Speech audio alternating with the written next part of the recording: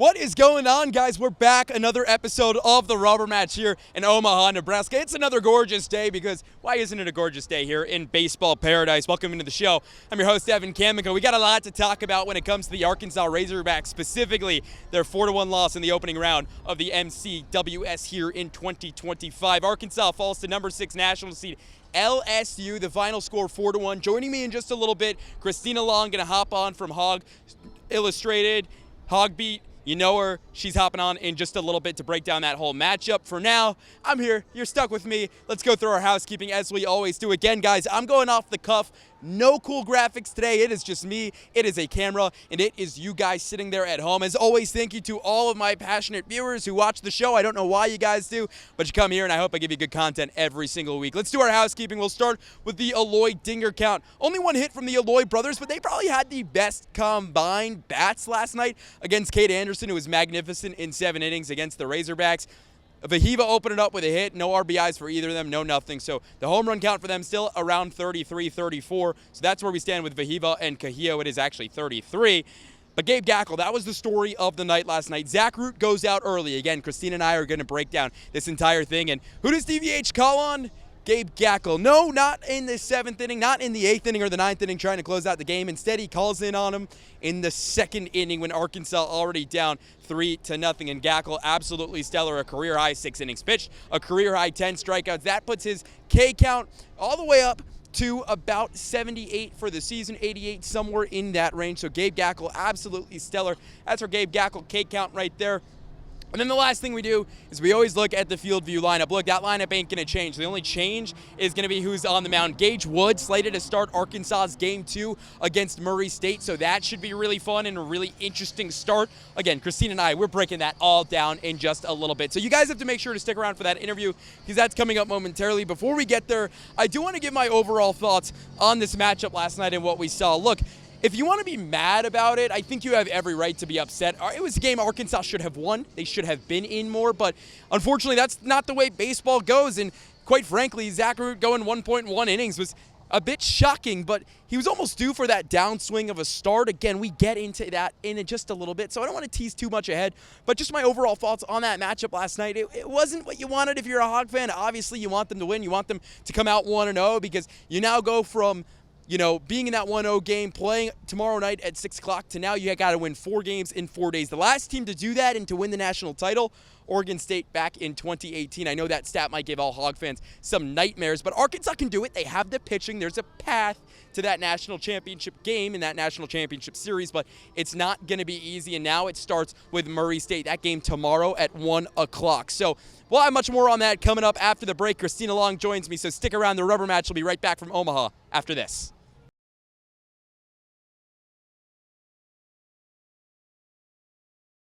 Welcome back into this edition of the Rubber Match. Like I already mentioned, Christina Long, Whole Hog Sports, here to join the show. Christina, it's a gorgeous day. We're still in Omaha. The only downside is the Hogs are 0-1 in the tournament. Yeah, not what I was expecting to see. It was funny. I feel like when I was planning to come here, everything I thought about was planning to potentially be here for 10 days. It felt like with the way that the Super Regional played out, the excitement, the whole celebration they did at Baum-Walker, it just felt like the vibes were so high that it was all like, I just felt like I couldn't wrap my brain around the fact that they could be here shorter than I was, than people hoped. Yeah. And, it's certainly still possible, but obviously the road is much harder now. And so last night as the game was playing out, I kind of realized I hadn't really thought through what my prediction was going to be, what I thought was going to happen.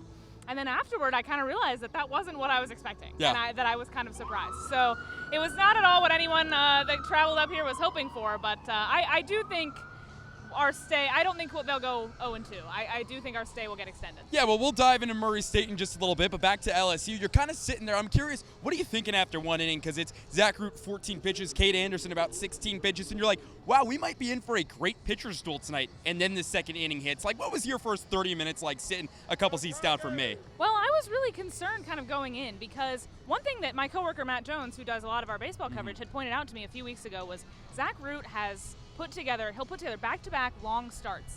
He has not been able to add a third. Yeah. He goes back-to-back, and then he goes back to about 4 or 5 innings. And he had back-to-back really good starts in the tournament, and then this was going to be number 3. So the question that we had going in was going to be, can he put a third together? And he didn't. And I don't think, obviously none of us expected him to go that short, and I think there was a lot of discussion about if he should have gone longer, if they should have taken him out when they did, blah, blah, blah. But I do think, when that was going on, I was surprised, but I was also knowing that trend. I was, the story would have been great if he had bucked that trend in this moment, but he didn't. But you did end up kind of getting a pitcher's duel after that because, that was the other thing, was the story going in was the starting pitching and Cade Anderson versus Zach Root in this high-level pitching matchup. And then you got a high-level pitching matchup, but it was Gabe Gackle, not Zach Root. Yeah, and unfortunately, the Hogs are down 3-0. And really, it's funny. I was talking to Zach in the locker room after the game, and he said, look, man, I walked 2 guys, but then it was a little bunt and a bloop shot off the end of the back. Normally, you'd think that DVH would let Zach Root get some more runway, get out of that inning. Then he hits the guy, then it's 3-0. But I really do think that we've seen that from Dave the entire postseason, where it's let me go right to my emergency plan. And when Gabe Gackle was running out to the bullpen in the first inning, I'm sitting there, the second inning, I should say, I'm sitting there with Jacob Morris going, wow. Yeah. Wow. Yeah, it was surprising that the hook was as quick as it was, but at the same time, if there was something that they were seeing that we weren't necessarily seeing, and I think Zach Root obviously didn't want to come out. He said after the game that he felt like his stuff was as good as usual. But, if there was something they were seeing, and also when you're thinking long-term, you do have to kind of plan things a little bit differently. And so it was a little bit of a surprise, but it obviously worked out once they got Gabe in there. And for Gackle to have the performance that he did in that spot, career-long outing, those are the kinds of performances that you want players to have in Omaha for you to have success, and then of course it gets spoiled with a loss. Yeah, and especially again a loss, and you're going against a guy who's going to be a top 5 pick. What, in your opinion, was Anderson doing so well to the Hog hitters that they just couldn't get anything going besides a solo home run from Reese Robinette? Yeah, that was one of the big things going into this game was, how good he is, and how, the draft prospect and the awards and all the numbers, but Arkansas has done really well against pitchers of similar caliber, and so that was kind of the big question was, okay, is that going to continue? And I just think that the approach was not, it was maybe, I don't know if it was too aggressive or what, but it just didn't seem quite right. And he just kind of had an answer for everything that they were trying. And it just felt like he was making some of their smartest, best, most patient hitters, look kind of silly. And that's what great pitchers do. Yeah, and Anderson was in the 8th inning pitching out there, gave up this single to Cam Koschel at 98 pitches, and you're like, wow, he's at 85, 80 pitches through 6. How long is this guy going to go? Gets a lot of quick innings. And Arkansas's bats, I do think that the approach was a little off, and I think there was a lot of soft contact. I think we only counted 5 or 6 hard hit balls for the Arkansas offense. So not a plan that you want to go against when it comes to a team like LSU. Yeah. So unusual for them. A lot of times we're keeping track of how hard these balls are hit, and with Arkansas all season, it's been they hit so hard. Yeah. We knew at this ballpark home runs are going to be hard to come by because of the way this ballpark plays, but you still don't expect, that doesn't necessarily mean balls aren't going to be that hard hit, right? You might have a lot of lineouts, and that just wasn't what happened. Yeah, absolutely. And now LSU goes to 1-0. Arkansas falls to 0-1. Let's talk Gabe Gackle. He was phenomenal. Arkansas's pitching in general, you could say, was really good. They only gave up 4 runs, and we're like, wow, it was a bad outing. That's the crazy part. And if I told you this stat, I was looking at this last night, Arkansas had 16 strikeouts on the night. LSU only had 10, and the team with 10 strikeouts beat the team with 16 strikeouts. Would you have even believed that if I told you that before the game? No, and that was what was so crazy about watching it. And I think everybody expected, like we said, a pitcher's duel. Everybody expected low scoring, not a lot of runs, and so when you get down that fast, that 3 runs could have done it, and then they tack one on. But that was kind of the matchup we expected, and I did expect, especially when you get down that early, I did think the offense would maybe get a little bit more done. Yeah. But as the game went on, and they just were not getting Anderson's pitch count up at all, it was just, you couldn't see, he was so efficient, you just couldn't see a path the longer it went for them to get him out of the game and maybe get a little bit better chance. Yeah, and now you move forward, Gabe Gackle, like we mentioned, phenomenal, and it's kind of works out for Arkansas in a really weird and messed up way where you only really burned 1 pitcher. If you can win Tuesday's game, or Monday's game tomorrow, I don't even know what day it is. We've been in Omaha for so long, but it'll be Gage Wood going against Murray State tomorrow.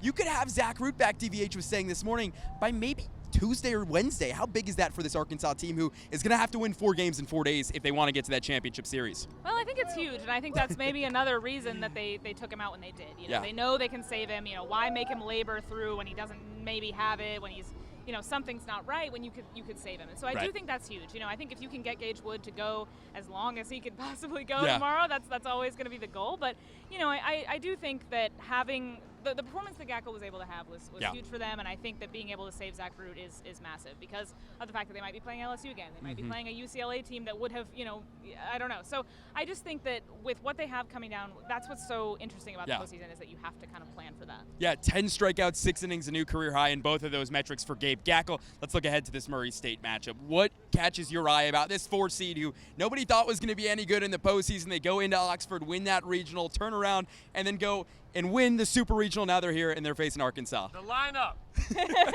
The lineup. We love that answer.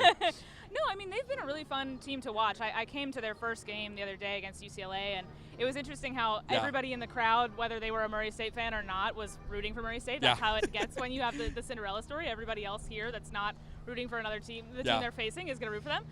But, you know, I mean, they got down early to UCLA, but they were able to come back, actually. I mean, they got down, I think, 6-0, and then were able to add 4 kind of late. So, I mean, I think they're a team that's not ever really out of a game, and I think that's how they got here. I think they're scrappy. I think the kind of story with them has been, okay, they're just happy to be here, you know, and I think they are happy to be here, but I also don't think that they're, you know, content to roll over and go 0-2. I mean, I do think that this is a team that's going to be prepared, and I think Arkansas can't afford to look ahead too much, and that's kind of what Coach Van Horn said. Yeah, Matt Hobbs this morning, he was in the outfield talking to Gage Wood, just going, they're veterans, but they do hit righties 40 to 50 points better than they hit lefties. So it's an interesting move, but does it make sense to go Gage tomorrow or try to save him for a later date? You know, we were talking about this a little bit today when we were walking around, when we weren't, you know, because Van Horn had said last night, hey, we're thinking Gage, but we might change it. And so then the question was, I just think that going with Wood here is the safer option. Yeah. It causes fewer questions. You know, I think if you were to save him or something and then you don't get to that game, then it's what was the point of saving him, you know? And then, you know, if you use him now, maybe you can use him again later, you know, rather than, you know, if you were to use him on Wednesday or whatever day. Yeah.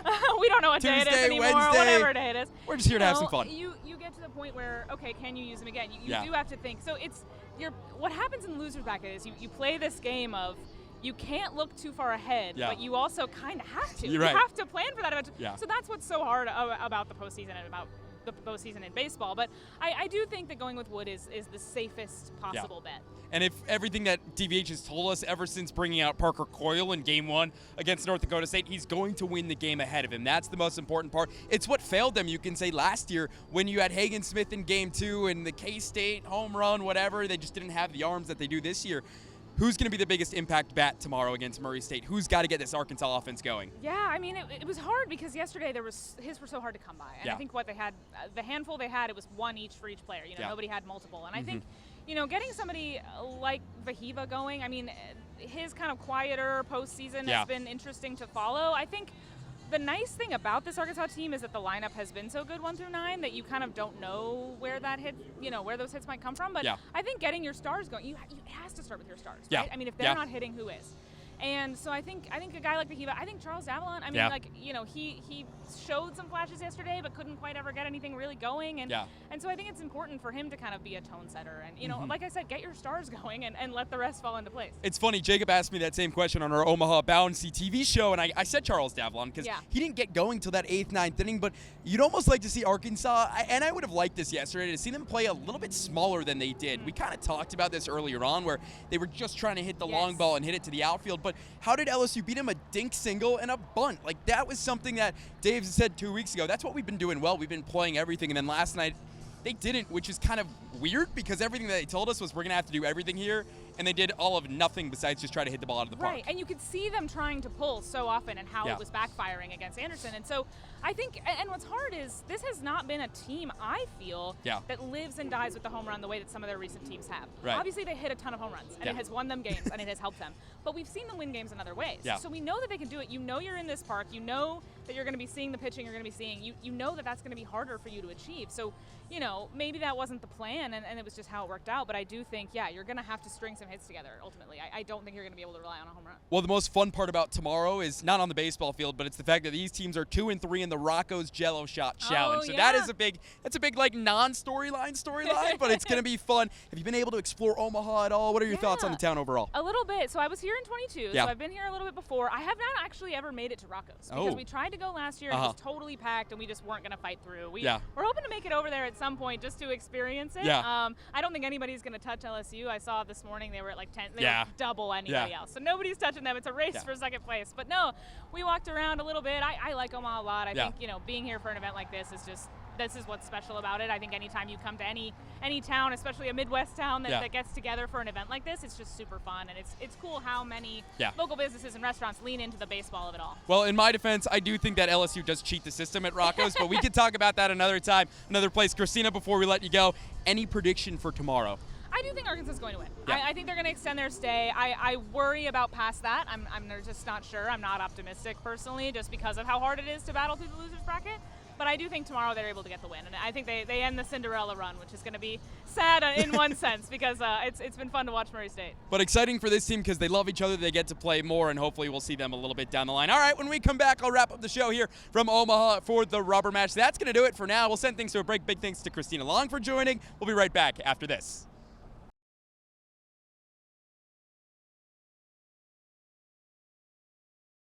Like I mentioned, a big thank you to Christina for joining the show. Let's talk about some of the other games because round one for all of these teams, whether it was Coastal and Oregon State, UCLA, Arkansas, you name it. Really, besides that Murray State UCLA game, everything was low scoring. It was great pitcher's duel. I think my favorite game so far of the weekend, I think it had to be that Louisville-Oregon State game. Just what an awesome game. Crazy stuff happens in the ninth inning. That's the Men's College World Series. Oregon State able to get the win.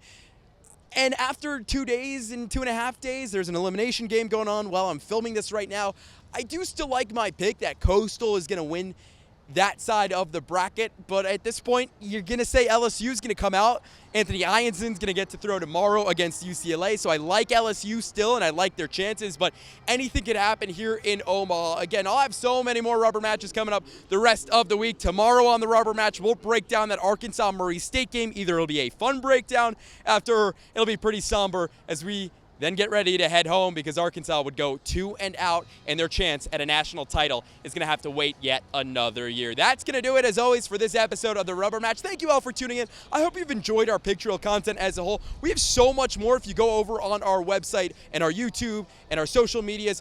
All the coverage you need of the Arkansas Razorbacks, we have that ready to go for all of you guys right now, whether that's interviews with Dave Van Horn, Cam Koziel, you name it, we've got it. Aiden Jimenez, you can name the guy, we'll give you that content, and we've got that and so much more. Plenty of things to look ahead here on the rubber match, as well as our time in Omaha, but I'm enjoying this. I hope everyone at home is enjoying our Pictorial Nation coverage of this. The rubber match returns tomorrow with a brand new episode. Excited for you guys to see that one, but it's going to have to wait because we got more baseball to be played. That's going to do it for this week's show, this day's show, I should say. We'll be back here tomorrow with another episode of the rubber match. Thanks for tuning in, guys.